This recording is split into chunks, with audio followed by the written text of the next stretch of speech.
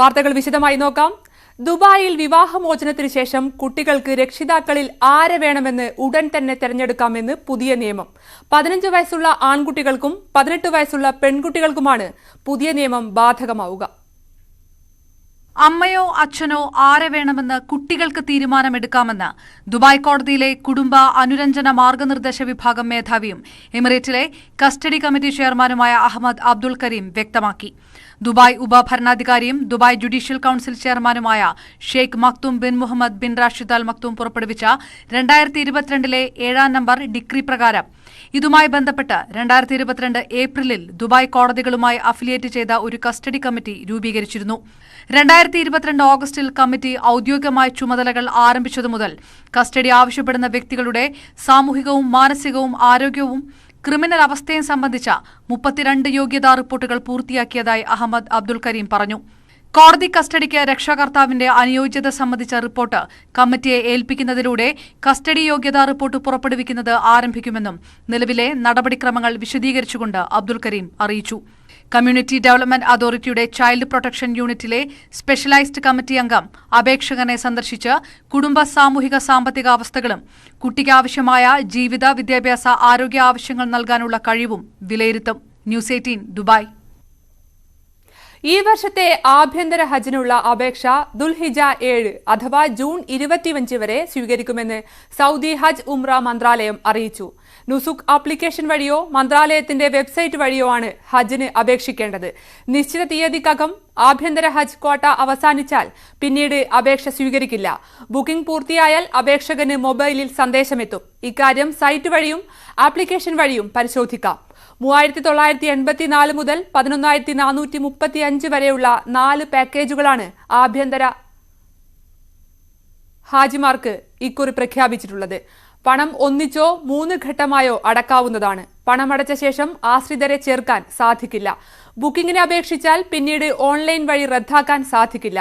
ഹജ്ജ് ചെയ്യണമെങ്കിൽ ഹജ്ജ് വിസയോ അല്ലെങ്കിൽ സൗദി അറേബ്യയിലെ ഇഖാമയോ വേണമെന്നും ഹജ്ജ് ഉംറ മന്ത്രാലയം അറിയിച്ചു. സുഖൈമിലെ കടലിന്റെ അടിത്തട്ടിൽ നിന്ന് നീക്കം ചെയ്തത് 400 കിലോയിലധികം മാലിന്യം. ദുബായ് മാരിടൈം സിറ്റി അതോറിറ്റി സംഘടിപ്പിച്ച സമുദ്ര പരിസ്ഥിതിയുടെ ഭാഗമായാണ് മാലിന്യങ്ങൾ നീക്കം ചെയ്തത്. ഒരു കൂട്ടം മുങ്ങൽ വിദഗ്ധരും സന്നദ്ധ പ്രവർത്തകരും മാലിന്യ നീക്കത്തിൽ പങ്കാളികളായി. പ്ലാസ്റ്റിക് മാലിന്യങ്ങളാണ് കൂടുതലും നീക്കം ചെയ്തത്. 1.5 മണിക്കൂർ സമയമെടുത്താണ് ഇത്രയധികം മാലിന്യം നീക്കം ചെയ്തത്.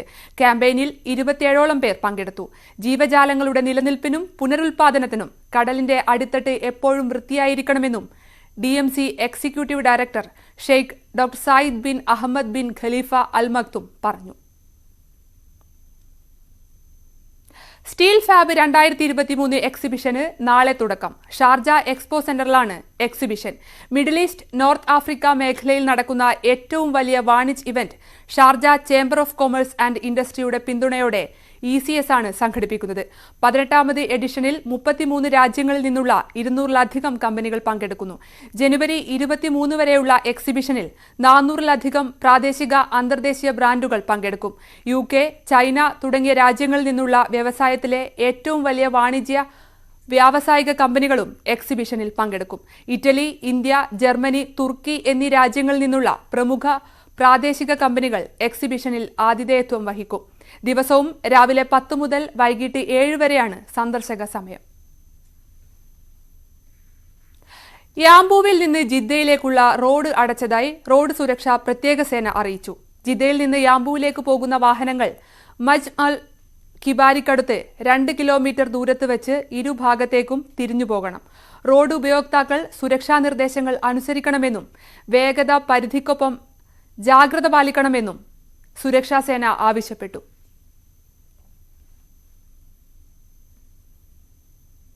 ഇനി ഇന്നത്തെ വിനിമയ നിരക്ക് നോക്കാം.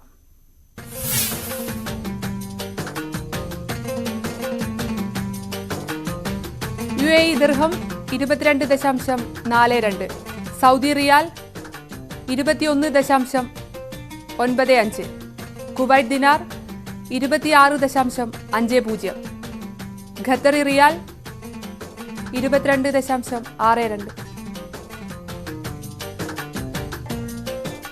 ഒമാനി റിയാൽ 213.84, ബഹ്റൈനി ദിനാർ 218.98.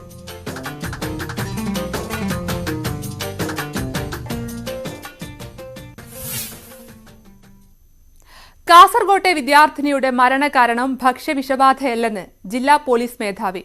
അഞ്ജുശ്രീയുടെ മരണത്തിന് കാരണം രാസപരിശോധനാ ഫലം വന്നാലേ കൃത്യമായി പറയാൻ സാധിക്കുമെന്നും SP വൈഭവ് സക്സേന പറഞ്ഞു. അടുത്തിയ ഡോക്ടറുടെ മുറി അനുസരിച്ച് ഫുഡ് പോയ്സണിംഗ് സാധാരണമല്ലാത്ത നിരവധി ഫൈൻഡിങ്സ് ഉണ്ടായിരുന്നു. അതിനാൽ ഇത് ഒരു കെമിക്കൽ എക്സാമിനേഷൻ വളരെ പ്രധാനമാണ്.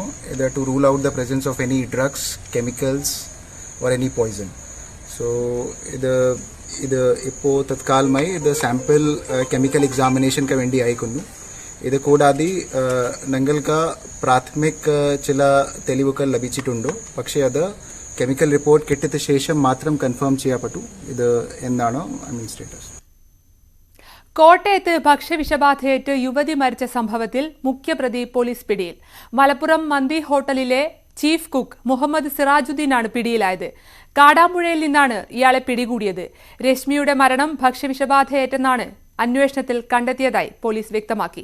സംഭവത്തിൽ കൂടുതൽ പ്രതികളുണ്ടെന്നും ഹോട്ടൽ ഉടമ ഉൾപ്പെടെയുള്ളവരെയും പിടികൂടുമെന്നും പോലീസ് വ്യക്തമാക്കി. പത്തനംതിട്ടയിൽ വീണ്ടും ഭക്ഷ്യവിഷബാധ. പത്തനംതിട്ട ചന്ദനപ്പള്ളി റോസ് ഡെയിൽ സ്കൂളിലെ 13 വിദ്യാർത്ഥികളെയും 3 അധ്യാപകരെയും ആശുപത്രിയിൽ പ്രവേശിപ്പിച്ചു. വെള്ളിയാഴ്ച നടന്ന സ്കൂളിലെ ആനിവേഴ്സറിക്ക് വിതരണം ചെയ്ത ചിക്കൻ ബിരിയാണി കഴിച്ചവരെയാണ് വിവിധ ആശുപത്രികളിൽ പ്രവേശിപ്പിച്ചത്. കൊടുമണ്ണിൽ അടുത്ത കാലത്തായി പ്രവർത്തനം ആരംഭിച്ച ക്യാരമൽ എന്ന ഹോട്ടലിൽ നിന്നെത്തിച്ച ബിരിയാണി കഴിച്ചവർക്കാണ് ഭക്ഷ്യവിഷബാധ ഉണ്ടായത്. ഉച്ചയ്ക്ക് സ്കൂളിലെത്തിച്ച ഭക്ഷണം വൈകുന്നേരമാണ് സ്കൂൾ അധികൃതർ കുട്ടികൾക്ക് നൽകിയതെന്നാണ് ഹോട്ടൽ ഉടമയുടെ വിശദീകരണം. ഹോട്ടലിന്റെ പ്രവർത്തനം നിർത്തിവയ്ക്കാൻ ആരോഗ്യവകുപ്പ് നിർദ്ദേശം നൽകി. ആരുടെയും നില ഗുരുതരമല്ല. ഇടുക്കി നെടുങ്കണ്ടത്ത് ഒരു കുടുംബത്തിലെ 3 പേർക്ക് ഭക്ഷ്യവിഷബാധയേറ്റ സംഭവത്തിൽ ഭക്ഷ്യസുരക്ഷാ വിഭാഗം പരിശോധന നടത്തി. ഷവർമ കഴിച്ച ഹോട്ടലിലും ആശുപത്രിയിലുമായിരുന്നു പരിശോധന. പീരുമേട്, ഇടുക്കി എന്നിവിടങ്ങളിലെ ഫുഡ് ആൻഡ് സേഫ്റ്റി ഉദ്യോഗസ്ഥരുടെ നേതൃത്വത്തിലാണ് പരിശോധനകൾ നടന്നത്. കോഴിക്കോട് നടക്കാവിൽ വിദ്യാർത്ഥി ആത്മഹത്യ ചെയ്തു. ചെന്നൈ SRM കോളേജ് വിദ്യാർത്ഥി മുഹമ്മദ് ആനിഖാണ് മരിച്ചത്. ഫീസ് അടച്ചിട്ടും പരീക്ഷ എഴുതാൻ സമ്മതിച്ചില്ലെന്ന് ബന്ധുക്കൾ ആരോപിച്ചു.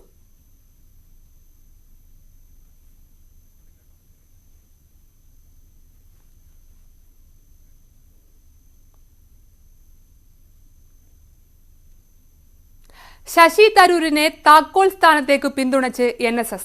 തരൂർ പ്രധാനമന്ത്രിയാകാൻ പോലും യോഗ്യനാണെന്ന് general secretary G. Sukumaran Nair പറഞ്ഞു. എന്നാൽ തരൂരിന്റെ സഹപ്രവർത്തകർ അതിന് അനുവദിക്കില്ലെന്നും വിമർശനം. VD സതീശനും രമേശ് ചെന്നിത്തലയും ഒരേ തൂവൽ പക്ഷികളെന്നും കുറ്റപ്പെടുത്തൽ. ഇംഗ്ലീഷ് ദിനപത്രത്തിന് നൽകിയ അഭിമുഖത്തിലാണ് G. സുകുമാരൻ നായർ നിലപാട് വ്യക്തമാക്കിയത്. അതായത് ഡൽഹി നായർ എന്ന് പറഞ്ഞ് ഞാൻ പറഞ്ഞു.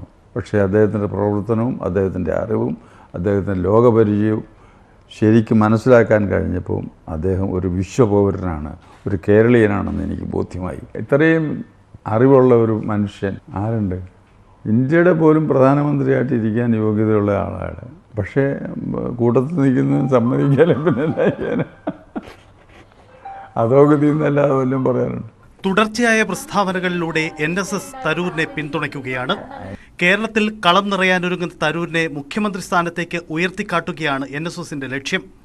നിലവിലെ കോൺഗ്രസിന്റെ മറ്റ് മുൻനിര നേതാക്കളോടുള്ള അതൃപ്തി പരസ്യമാക്കിയ സുകുമാരൻ നായർ പണ്ട് താക്കോൽ സ്ഥാനത്തിനായി വാദിച്ച രമേശ് ചെന്നിത്തലയെയും തള്ളിപ്പറഞ്ഞു.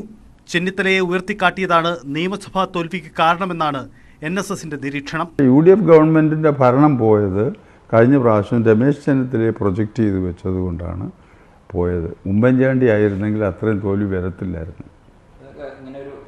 അപ്പം ജനങ്ങൾക്കുള്ള ആത്മവിശ്വാസം നഷ്ടപ്പെട്ടു. VD സതീശനെതിരെയും UDFന്റെ പ്രവർത്തനങ്ങൾക്കെതിരെയും NSS രംഗത്തു വന്നു. കോൺഗ്രസ് ആഭിമുഖ്യം സംബന്ധിച്ച കൃത്യമായ സൂചന നൽകിയ NSS നേതൃത്വം BJPയെ തള്ളി. ഇംഗ്ലീഷ് ദിനപത്രത്തിന് നൽകിയ അഭിമുഖത്തിലാണ് മന്നം ജയന്തി സമ്മേളനത്തിലെ പ്രഖ്യാപനങ്ങളെ കവച്ചുവെക്കുന്ന നിലപാട് G. സുകുമാരൻ നായർ സ്വീകരിച്ചത്. മുഖ്യമന്ത്രി സ്ഥാനം വിദൂരമായെങ്കിലും സ്വപ്നം കാണുന്ന ശശി തരൂർ സ്വാഭാവികമായും NSSനെ പോലൊരു സംഘടനയുടെ പിന്തുണ ആഗ്രഹിക്കുന്നുണ്ടാവും. പക്ഷേ തുടർച്ചയായി ഉണ്ടാകുന്ന അനുകൂല പ്രസ്താവനകൾ നായർ ബ്രാൻഡിലേക്ക് തരൂരിനെ ഒതുക്കുമോ എന്ന ആശങ്കയും ചില്ലറയല്ല. ഫലത്തിൽ NSSന്റെ പ്രസ്താവനകൾ തള്ളാനും കൊള്ളാനുമാവാത്ത സാഹചര്യമാണ് ശശി തരൂരിന് മുന്നിൽ ഉണ്ടാക്കുന്നത്. TG Sajith, news 18. G Sukumaran നായരുടെ പിൻഗാമി ആര് എന്ന തർക്കത്തിൽ NSSൽ പൊട്ടിത്തെറി. രജിസ്ട്രാർ PN സുരേഷ് അടുത്ത ജനറൽ സെക്രട്ടറി ആകുമെന്ന മാധ്യമ വാർത്തകളാണ് പൊട്ടിത്തെറിയിലേക്ക് നയിച്ചത്. ഒരു വിഭാഗം പ്രതിഷേധമുയർത്തിയതോടെ ജി സുകുമാരൻ നായർ PN സുരേഷിന്റെ രാജി ചോദിച്ചു വാങ്ങി. സമീപകാലത്ത് ഒന്നുമില്ലാത്ത തർക്കമാണ് NSSൽ ഉടലെടുത്തത്.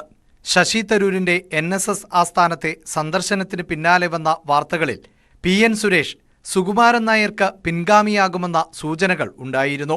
ഇതിൽ പ്രതിഷേധവുമായി ഒരു വിഭാഗം ജി സുകുമാരൻ നായരെ കണ്ട് പരാതി അറിയിച്ചു. ഇതോടെയാണ് സുരേഷിന്റെ രാജി അടിയന്തിരമായി ചോദിച്ചു വാങ്ങിയത്.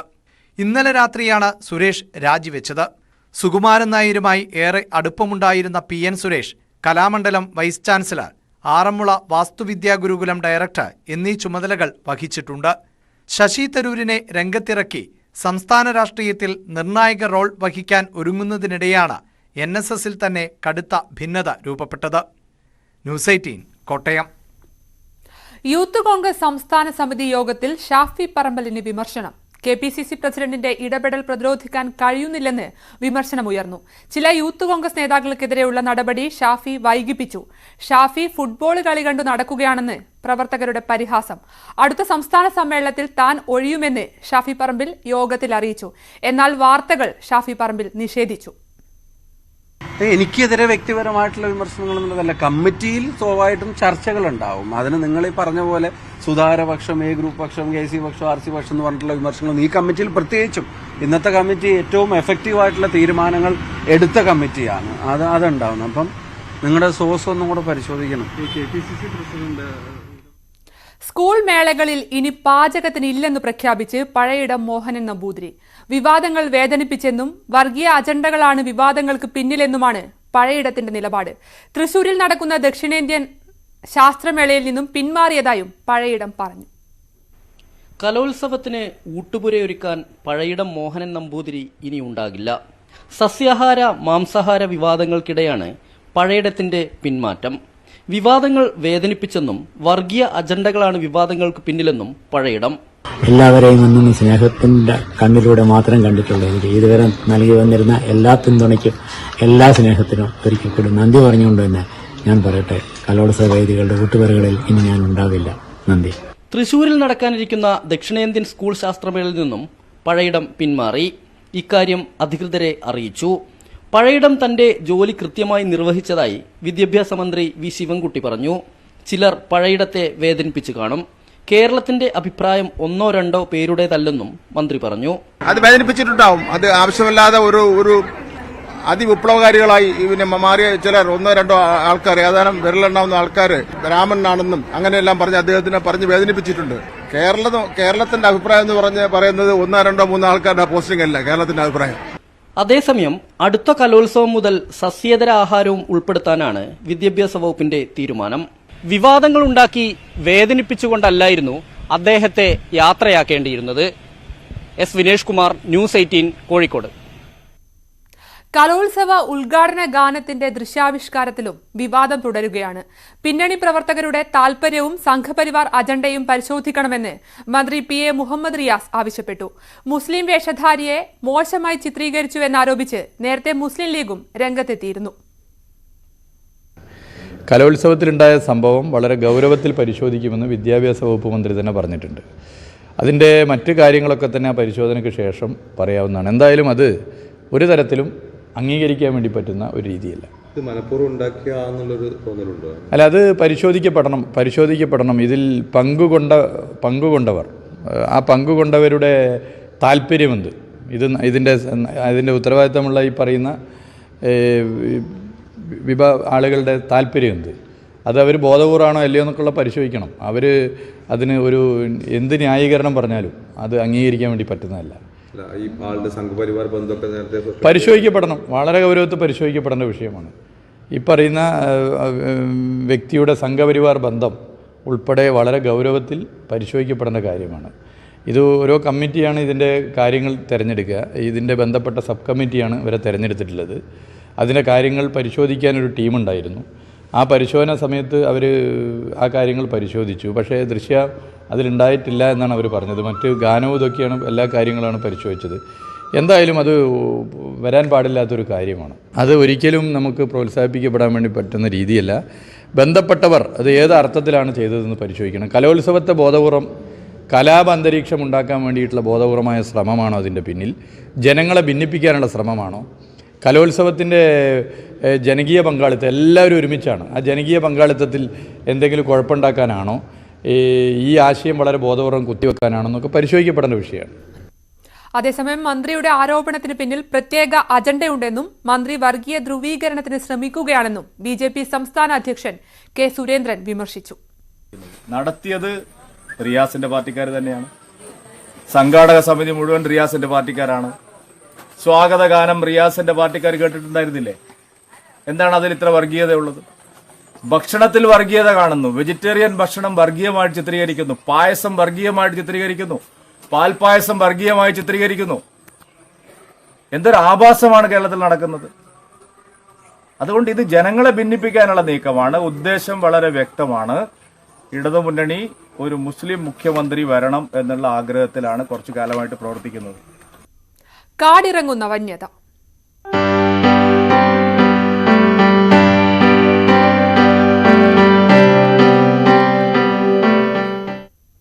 വയനാട് സുൽത്താൻ ബത്തേരിയിൽ ഭീതി വിതച്ച കാട്ടാനയെ പിടികൂടാനായില്ല. PM2വിനൊപ്പം മറ്റൊരു കൊമ്പനും പിടിയും തുടരുന്നതാണ് മയക്കുവെടി വയ്ക്കാൻ തടസ്സമായത്. ദൌത്യം നാളെയും തുടരും. വെള്ളിയാഴ്ച പുലർച്ചെ സുൽത്താൻ ബത്തേരി നഗരത്തിലിറങ്ങിയ PM2 എന്ന മോഴയാനയെ പിടികൂടാൻ മയക്കുവെടി വിദഗ്ധരും കുങ്കിയാനകളും അടങ്ങുന്ന 150 അംഗ വനപാല സംഘം ഇന്ന് രാവിലെ 8 മണിയോടെയാണ് കാട് കയറിയത്. എന്നാൽ ആനയെ കണ്ടെത്താനായെങ്കിലും മയക്കുവെടി വയ്ക്കാനായില്ല.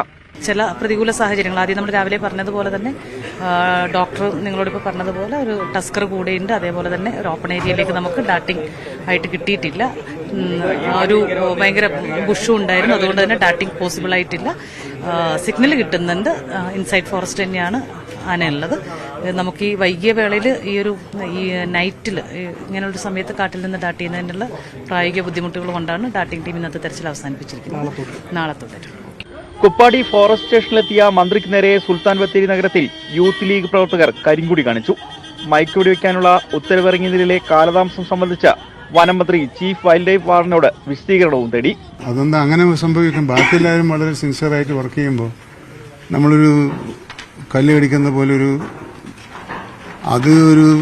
നമ്മളെ പ്രവർത്തനത്തെ ആകെ നിഷ്പ്രഭമാക്കുന്ന ഒരു നിലപാടല്ലേ. അതിന് ഒരു ഉയർന്ന ഉദ്യോഗസ്ഥൻ അങ്ങനെയല്ലല്ലോ ചെയ്യേണ്ടത്. അപ്പോൾ അതിന് അദ്ദേഹത്തിന്റെ വിശദീകരണം കിട്ടട്ടെ. മതിയായ കാരണം ഉണ്ടെങ്കിൽ, ഇല്ലെങ്കിൽ തുടർ നടപടികൾ സ്വീകരിക്കാൻ ശുപാർശ ചെയ്യേണ്ടി വരുമല്ലോ. ഇരുട്ട് വീണതോടെ തെരച്ചിൽ താൽക്കാലികമായി അവസാനിപ്പിച്ച വനപാലകർ മയക്കുവെടി വയ്ക്കാനുള്ള ശ്രമം നാളെയും തുടരും. PM2 വേണ്ടിയുള്ള ദൌത്യസംഘത്തിന്റെ ഇന്നത്തെ തെരച്ചിൽ അവസാനിപ്പിച്ചു. നാളെ രാവിലെ വീണ്ടും തിരച്ചിൽ പുനരാരംഭിക്കുമെന്നാണ് വനപാലകർ അറിയിച്ചിട്ടുള്ളത്. ബത്തേരിയിൽ നിന്നും ക്യാമറമാൻ ഷാഫിക്കൊപ്പം രതീഷ് വാസ്തവൻ, ന്യൂസ് 18. ശബരിമലയിൽ ഹരിവരാസനം പാടി നടയടക്കുന്നു തത്സമയം. സ്വാമിയേ ശരണമയ്യപ്പ.